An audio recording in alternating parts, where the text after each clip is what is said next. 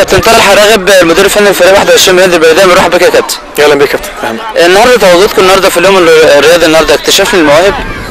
والله احنا يعني مدير القطاع معانا كابتن عبد المهيمن وكابتن عبد السلام، فيعني قالوا نستكشف نشوف فين مواهب كده في الاجوار المحله، يعني البلد اللي هي جنب المحله وكده، فربنا يسهل ونشوف حاجه حلوه. حضرتك كمدير فني ال 21 الفريق الاول نادي البلديه، مش شايفين لعيبتك متواجده في الفريق؟ والله هو في 7 لعيبه من عندنا، يعني في 7 لعيبه بيتمرنوا مع الفريق الاول، يعني بس يعني حكايه اللعبه دي يعني ايه لسه بياخدوا بالتدريج كده، انما في 7 أو 8 بيتمرنوا مع الفريق الاول من كام شهر. فريق البلديه والصعود للقمه بينافس بقوه وبشراسه، شايف ان البلديه يعني في فرصه لدوري الترقي؟ والله فرصتنا كبيره الحمد لله. المرحله الاولانيه ديت يعني احنا طنطا وداخل بعدهم احنا والمنصوره، ولنا يعني ماتشين مؤجلين كمان، فان شاء الله ربنا يكرمنا ونعدي الماتشين دولت ان شاء الله، يعني هتبقى فرصتنا كبيره. المشكله بس ان شاء الله في المرحله الثانيه هي اللي هتبقى صعبه شويه. كاحد ابناء محافظه كفر الشيخ، راضي عن اداء فريق كفر الشيخ؟ والله فريق كفر الشيخ يعني برضه بيجددوا الفرقه، يعني معاهم الكابتن ايهاب السنه دي، ايهاب جلال، فهو يعني بيعمل فرقه جديده، فالكلام ده بياخد وقت شويه، هو بس الناس تصبر على الفرقه شويه وان شاء الله ممكن يعني اللي جاي احسن ان شاء الله. احساس كابتن طلحه راغب في حاله ايقاف النشاط، حسيت بصدمه؟ والله ما فيش شك، يعني صدمه كبيره للرياضيين كلهم، مش ليا بس، يعني انت عارف الرياضه بالنسبه للشعب المصري يعني زي الاكل والشرب كده، فان شاء الله ربنا يسهل يعني والكبوات دي تعدي والازمات دي تعدي وان شاء الله ترجع الكوره زي زمان يعني ان شاء الله. شكرا يا كابتن. كابتن ناصر النني نجم بلديه المحله، برحب بك يا كابتن. اهلا وسهلا بيك، واحنا بصراحه يوم جميل قوي النهارده والواحد متمتع بيه بصراحه النهارده في البلد يعني. تواجدكم النهارده نقول فرصه لاكتشاف المواهب؟ طبعا احنا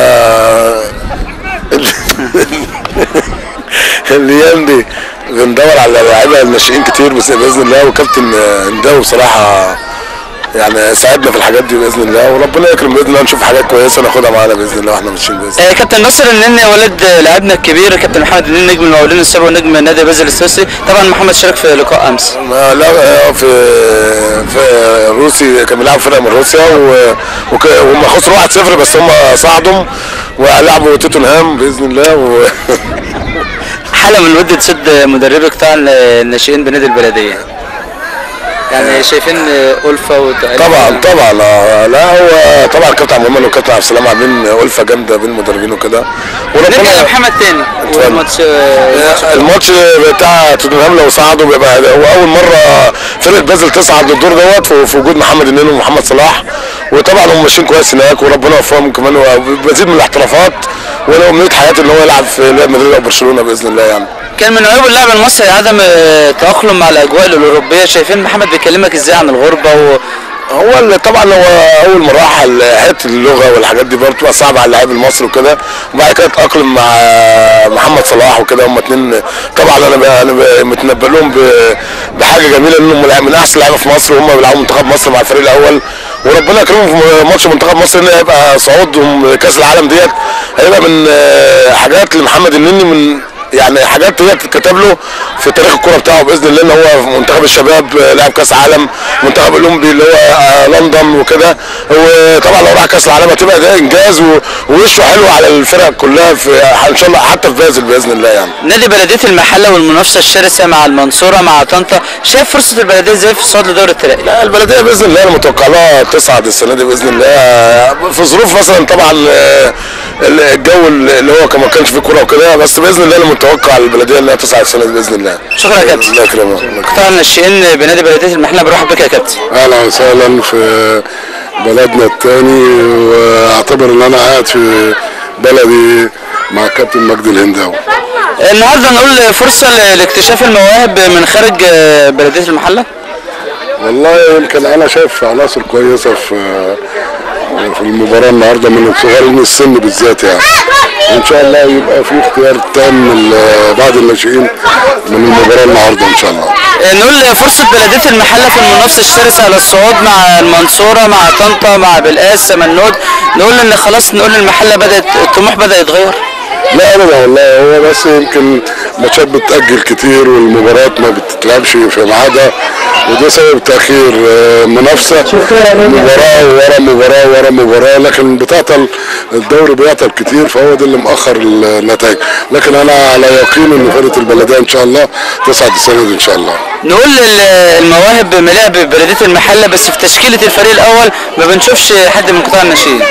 يمكن كان في تخطيط ان شاء الله السنة الجاية ان شاء الله بعون الله، في تخطيط تام لجهاز الناشئين، ونعتبر ان هتبقى في طفرة للولاد الصغيرين في الفريق الأول ان شاء الله. شكرا يا كابتن.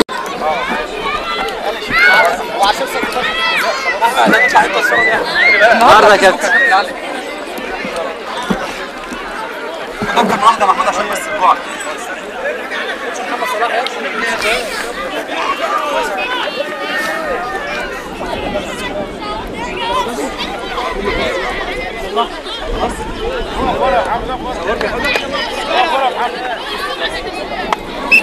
غدا مدير قطاع الناشئين، مرحبا بك يا كابتن.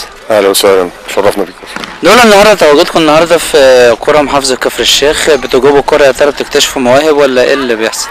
والله احنا بالنسبه لينا ما بنسيبش اي مدن وقرى المجاوره للمحله، على اساس ان احنا بنتعرف على المواهب اللي في المدن والقرى ديت، اللي تبقى اضافه ان شاء الله لفرق قطاع الناشئين في النادي، ودي السياسه اللي احنا بنتبعها دايما في قطاع الناشئين. نقول قطاع الناشئين بالمحله مليء بالمواهب، بس الفريق الاول ما بنشوفش فيه حد من قطاع الناشئين. لا بالعكس، ده احنا الفترة اللي فاتت ديت بالنسبة للقطاع احنا مصعدين أكتر من 10 لعيبة. ما بيلعبوش أساسي، هم موجودين فيهم بعض اللعيبة بيلعبوا، والباقي إن شاء الله قريب يبقوا موجودين في الملعب بإذن الله. فرص بلدية المحلة النهارده المنافسة الشرسة مع المنصورة، مع طنطا، مع سمنود، مع بلقاس، نقول المحلة الطموح اتغير فيها بقى خلاص، بنتكلم في صعود لدوري الترقي. ان شاء الله باذن الله يكون لنا نصيب السنه دي ونصعد، لان الحمد لله فرقتنا لعبتنا لعبه محترمه قوي، ومعانا جهاز فني واداري محترم جدا، وطبعا مجلس اداره ما بيبخلش على الفرقه باي حاجه، سواء المجلس السابق برئاسه الحاج مصطفى الصامولي او المجلس الحالي برئاسه الدكتور محمد شافعي، ما بيأخروش عنهم حاجه، والحمد لله ان شاء الله يكون لنا نصيب الصعود ان شاء الله السنه دي باذن الله. شكرا يا كابتن. العفو يا حبيبي، السلام. بنرحب بك النهارده يا حاج. الله يخليك، الله يبارك فيك، احنا اللي بنرحب بيك وبالعمل العظيم اللي انت بتعمله يعني. النهارده نقول دعوه قطاع الناشئين ببلديه المحله فعلا لاكتشاف المواهب، ولا كتكريم عشان اولادك بيلعبوا في البلديه؟ لا والله هو تكريم للاعيبه نفسها، يعني هم طبعا انت عارف دول مدربين واخد بالك، وكانوا لعيبه، كانوا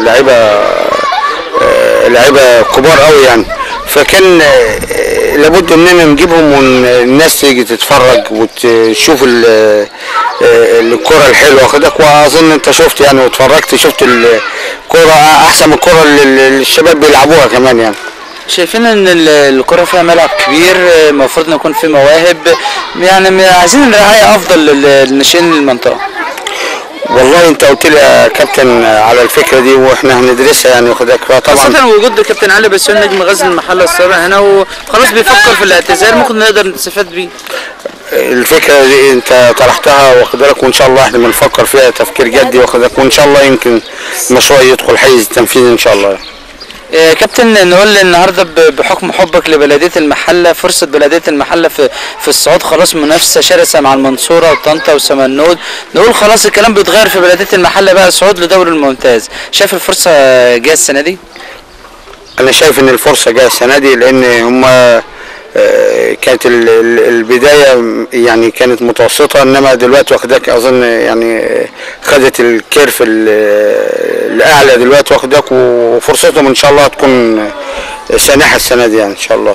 بحكم ان محمد مجدي بيلعب في نادي نابارو مع الكابتن محمد صبري، نقول ان نابارو خلاص يعني يفضل في الدوري، هينافس على الهبوط، خلاص يعني شاف الدعم في نابارو بقى قليل قوي. هو طبعا الدعم في نابارو بقى قليل، لان كابتن محمد صبري جه لقى اللعيبه اللي موجوده ديت، فمش قادر يغير ولا ما عندوش فرصه ان هو يجيب لعيبه ولا يغير اللعيبه، فبيلعب بنفس الناس اللي كانت موجوده. كنا معاه في التمرين، كان مصعد اكتر من 10 لعيبه من قطاع الناشئين. هو طبعا السياسه اللي هو بيتبعها واخدك بيحاول ان هو ده اللي في حدود المستطاع ان يدخل اللعيبه الناشئين واخدك معاه واخدك، لانه ما فيش فرصه تانية. طبعا الفرصه بالنسبه لتسجيل لعيبه جديده دلوقتي بقت صعبه. حاج مجدي، خلال متابعتك للاحداث خلال الاسبوع الماضي وكان كلام عن ايقاف النشاط داخل الكره المصريه، يعني بتقول خلاص كانت صدمه كبيره الحاج مجدي.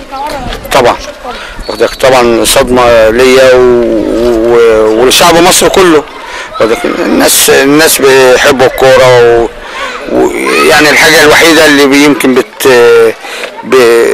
بتدي فرصه ان نتيجه الاحداث اللي مش كويسه في البلد واخدك، فطبعا دي المتنفس الوحيد يعني للناس كلها. بنشكر حضرتك حاج مجدي، ونتمنى نسمع اخبار يعني عن اقامه نشاط داخل المنطقه هنا وبمساعده الكابتن علي بسيوني. احنا بنشكرك شكر جزيل جدا على مجهودك اللي انت بتعمله واخدك، وبنتمنى لك ان شاء الله كل التوفيق وتوصل لدرجات اعلى من الوضع اللي انت فيه. يعني احنا بنتمنى لك كل التوفيق ان شاء الله.